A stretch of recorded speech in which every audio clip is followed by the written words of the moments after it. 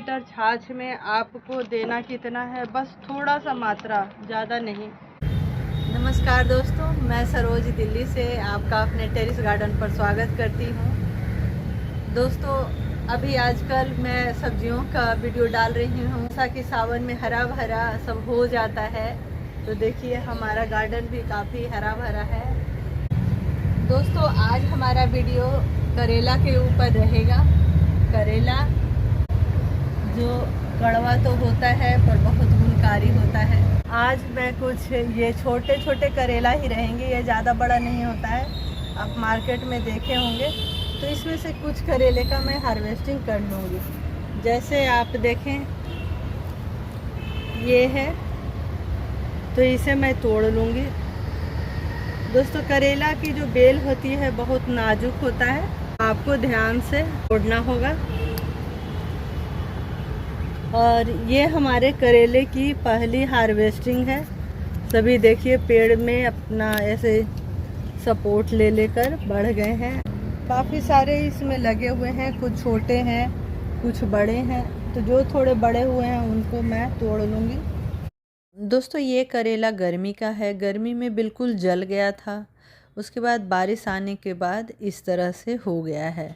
दोस्तों, इधर हमने कोई सपोर्ट नहीं दिया था, तो इसने अपने सारे पंख फैला लिए चीकू के पेड़ पर, नीम के पेड़ पर, सहजन के पेड़ पर, यहाँ तक कि नींबू पर भी जाकर चढ़ गई है। तो इनको आपको प्रॉपर सपोर्ट देना होगा, तभी जाकर ये सफल होते हैं। खासकर बारिश के मौसम में देखिए उधर गिर गए थे, इसमें भी लगा हुआ है। अगर इस तरह रहेगा तो पत्तियां ऐसे पीली हो जाएगी, गल जाएगी। दोस्तों, इधर ये घिया का है और इसके साथ साथ करेले का है, तो इसमें भी आप देख सकते हैं करेले आ रहे हैं और बहुत सारे हैं पीछे साइड में भी। ये हमारे बैगन का है, इस पर भी ये चढ़ गए हैं। सभी में अभी फूल आ रहे हैं और जितने फूल आएंगे, जितने इनको फैलने की जगह मिलेगी, उतने फल आएंगे। ये तोड़ ले। इस बार जितनी सब्जियों के सीड हैं मैंने देसी सीड मंगवाया है। मुझे था कि मैं देसी ही उपजाऊं, और ये मैंने सभी एमपी से मंगवाया है, तो ये छोटे साइज ही रहेंगे। तो करेले को 5 से 6 घंटे धूप चाहिए। अगर कीड़े लगते हैं तो नीम ऑयल, खट्टी छाछ, इन सब का शाम में स्प्रे कर सकते हैं, राख भी छिड़क सकते हैं इस पर। दोस्तों, इधर भी बहुत सारे फूल, छोटे छोटे फल आए हुए हैं, और ये हमारा दूसरे साइड का है। इधर हमने बांस की डंडियाँ वगैरह लाई थी। आगे मैं दिखाती हूँ कि जब हमारी सब्जियाँ ऐसी होती है तो मैं क्या क्या केयर करती हूँ, कौन कौन से खाद देती हूँ। क्योंकि मैं पूरी तरीके से पिछले 10 साल हो गए हैं जैविक ही खेती करती हूँ, छत पर खेती ही कह लीजिए, और सारा कुछ मैं ऑर्गेनिक ही डालती हूँ। ये हमने कबूतर का नेट रखा हुआ था, उसको लगा दिया है, पर ये इतना अच्छा होता नहीं है। या तो आप रस्सियों के सहारा दीजिए, जो ये नारियल वाली रस्सी होती है, या आप सब्जियों का जो नेट होता है उसका सहारा दीजिए, वो ज़्यादा बेटर होगा। देखिए करेला कितना अच्छा लग रहा है। कुछ चीज़ें नेचुरल भी होती है दोस्तों, ज़्यादा बारिश से भी हो जाएगी, गर्मी से भी हो जाता है।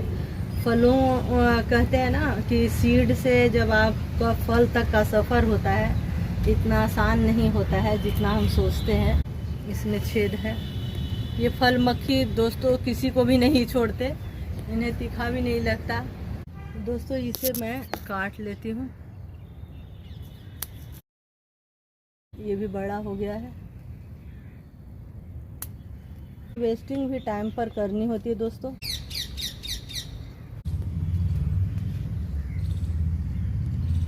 इस वीडियो में आपने देखा कि हमने करेले की हार्वेस्टिंग की, और बहुत सारे करेले आप देख सकते हैं लगे हुए हैं।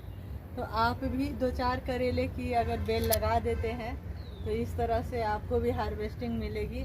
और इस बार हमने सारे देसी वैरायटी लगाए हैं, तो बहुत ज़्यादा लंबा नहीं होगा, पर दोस्तों जो इसका टेस्ट है वो उसमें नहीं आता है। जो देसी, जो कहते हैं ना कि जो भी देसी होते हैं, छोटे वैरायटी होते हैं, उसमें जो टेस्ट आता है बड़े में नहीं आता वो। तो इसलिए मैंने इस बार कोशिश की थी कि सारे जो सीड हैं हमारे वो देसी हैं। करेलों को देखकर आप देख सकते हैं मन खुश हो रहा है, और जब जब खाने का होगा तो ये बड़े हो जाएंगे। अभी कुछ हमने हार्वेस्टिंग की है और ये हमारे सारे खाद हैं जिसके बारे में मैं बताती हूँ। आज मेरा जो करेला का हार्वेस्टिंग आपने देखा, वो उसके पीछे हमारी मेहनत होती है, कुछ ना कुछ हम देते रहते हैं।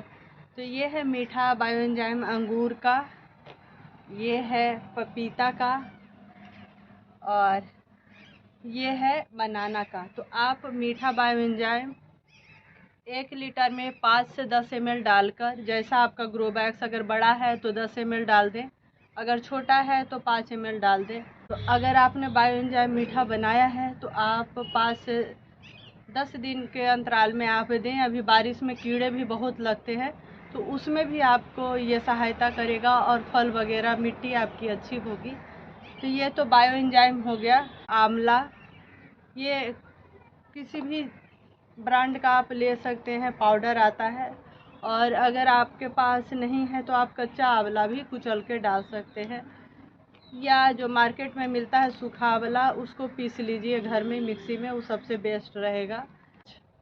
छाछ दोस्तों मैंने ये गाय का मंगवाया है, लेकिन आपको जो भी छाछ अवेलेबल हो, शहरों में तो पैकेट वाला मिलता है, या घर में दही जमाकर छाछ जो बनाते हैं उसमें भी आप कर सकते हैं।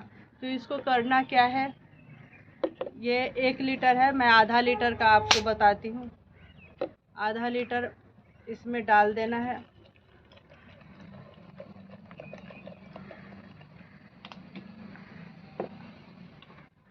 ये बहुत अच्छा छाछ होता है दोस्तों, गांव से जो आते हैं।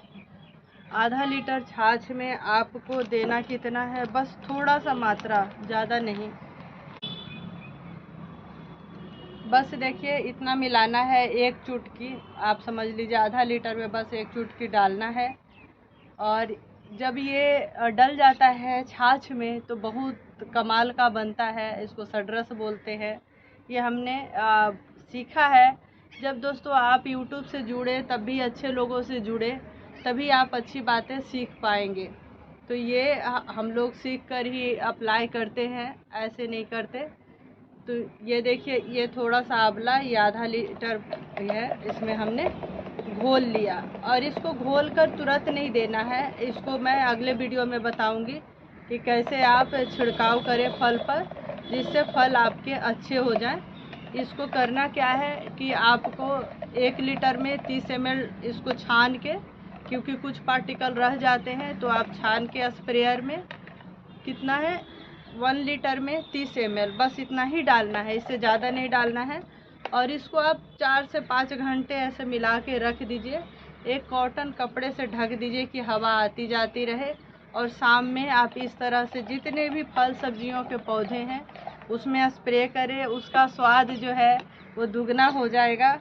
और अभी आजकल जैसे आप हार्वेस्टिंग कर लेते हैं, तो हार्वेस्टिंग के बाद आप थोड़े खाद उसमें डाल दें कि पौधा को एनर्जी मिलते रहे। क्योंकि ग्रो बैग्स में दोस्तों जो हम डालते हैं वही पौधा के पास आता है, ज़मीन तो है नहीं कि ज़मीन से भी कुछ वो लेगा। ये हमने अभी पत्तों की खाद ही मैं दे रही हूँ, सभी में ट्राइकोडर्मा डाला है थोड़ा सा, ये हमने लिया था खाद, ये अलग किस्म का है। और ये है गेरू, जिसे मैंने बताया आपको आयरन वगैरह की पूर्ति करेगी ये। और ये थोड़ा सा हल्दी, हल्दी से क्या होता है दोस्तों कि चींटियाँ वगैरह नहीं आती है। तो ये है खाद जो मैं सभी पौधों में डाल दूंगी, अभी डाल रही हूँ। तो सबको मिलाकर जब भी आप हार्वेस्टिंग करें तो ज़रूर अपने पौधों में डाल दें। तो ये सब आपको देते रहना है। मैंने इसमें आपको बता दिया, मीठा बायोएंजाइम आप 5 से 10 ml हर 10 से 15 दिन में आप देते रहें अपनी मिट्टी में। और छाछ तो दोस्तों आप मिट्टी में भी डाल सकते हैं, ये तो मैंने स्प्रे के लिए बताया। ऐसे छाछ अगर खट्टी हो जाती है तो इसमें 1 चुटकी काला नमक डाल के, जो पिछली बार मैंने डाला था तो आप देखा उसी का कमाल कर सकते हैं। सभी मिर्चियाँ और करेला भी इतना अच्छा आया है और आ भी रहा है। आपको वीडियो अच्छा लगेगा, और अगर आपको अच्छा लगता है तो लाइक शेयर सब्सक्राइब करना नहीं भूलें। दोस्तों हमने ये करेले हार्वेस्टिंग कर लिए हैं। एक दो पीले हो जाते हैं, कोई बात नहीं।